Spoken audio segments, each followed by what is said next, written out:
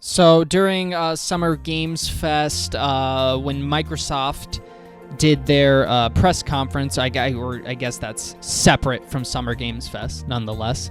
They announced a new Spyro game. It's the first one in a long time, not including the Reignited trilogy.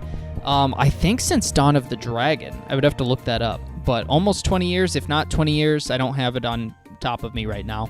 But, you know, and I am a huge Spyro fan. I grew up with the original trilogy. I've played through those multiple times. And the Reignited trilogy now, so the remakes, I've played those a couple times.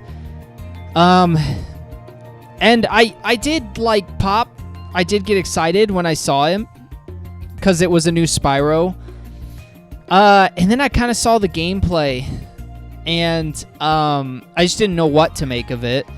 I guess it's sounding like people are saying, you know, maybe like it's open world, or like I was just reading, you know, an IGN interview with one of the developers of Toys for Bob, and they said that you're going to be able to, you know, jump from ground to flight as, you know, just kind of seamlessly, so to speak. I'm paraphrasing here. And that's, you know, if that's the case, that's fine. If it plays like old school Spyro, but, you know, with some modern updates, maybe it's like bigger worlds, open. I'm okay with the open world. I still like the idea of like Spyro had very thematic, right? Like you had the open world, and then there was a bunch of worlds within that world, in your home world, that is, that are very themed in specific ways. Like this is the swamp level, and this is the, you know, there's the campfire level, like right at the start of Spyro 1. I can't think of the names of all these. And they were so unique. Like every level was just so unique. And it was a fantasy world. I think they nailed the look in the trailer, in the initial trailer. I liked what I saw there. I really liked everything. I am just holding out my excitement a little bit until we get a little bit more of an in-depth trailer. You know, the question is, like, is this really meant to be like Spyro 4?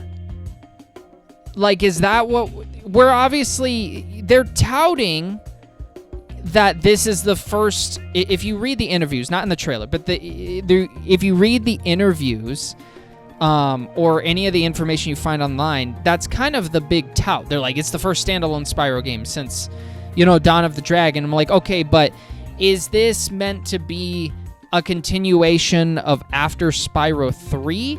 Because honestly, everything after Spyro 3 was not, it was bad to mediocre. Like, none of the games after Spyro 3 are good.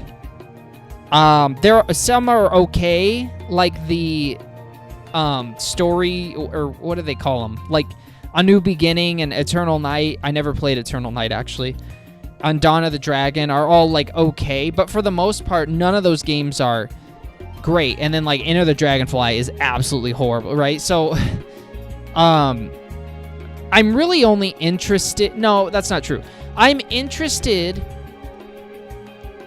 whether it's Spyro 4, quote unquote, like us, like they're doing a sequel to 3, or not even a sequel, but just like in the spirit of the original trilogy, or if it's a new Spyro experience. I'm interested in that, but I'm hoping that they're not like picking up where they left off with like anything that came off after Spyro 3. Like, I hope it's not that experimental. I think the reason people like Spyro is because it was a 3D platformer that was charming, had good music, fun, like funny, like voice acting and characters, fantasy world. It's not like meant to be any of that other stuff that it was after Spyro 3. And I understand some people will like those games, but it's like, okay, but that's not, I think most people agree, like Spyro 1, 2, and 3 is why people love Spyro. So I'll take a new Spyro game, judge it independently, but if it doesn't end up being like a 3D platformer, I think that would be kind of disappointing. But it's looking like... That's the thing. Am I the only one that watched the trailer and I didn't get that vibe? Like, I was just like, is this a flight simulator? Because that's really all they showed. But then as people were like, oh, you know, it's supposed to be kind of like open world, and the developer of Toys for Bob, from Toys for Bob, was like, oh, you can go from ground to flight kind of seamlessly. It's not gliding. I was like, okay, maybe that is like what it is. It's just like old school Spyro, but like expanded and modernized, in which case that's great. That's great. Lastly, like I do love the way he looks. I was a fan. It's a little like you got to get used to it at first, right? But the moment I saw it, it's not the same feeling as I had when I saw like Star Fox in the remake trailer, or Ocarina of Time. We'll get to that in another video. Where they showed Link at the end, and you kind of have to like squint and really think about it for a minute. Like, I immediately was like, I like the way he looks. I could tell it was different, and I knew like there's gonna be some people that are like, but I immediately liked it. It reminded me of like the way that Sonic looks in Sonic Adventure 1 and 2, of how he just looks more mature than he used to, but it's not too different. I was like, perfect. He looks like before he was a young child dragon, and now he is like a teenage dragon or something like that. You know, you get my gist. He's not an adult, clearly. But yeah, that's all my thoughts on Spyro. Oh, Tom Kenny's back too. Can't leave that out. That's all my thoughts on Spyro, though. I had to get some kind of video out there on that one, so I hope everybody's looking forward to that. But I am curious to see what your thoughts on this was, but they didn't show much yet, so we don't have much to go off of.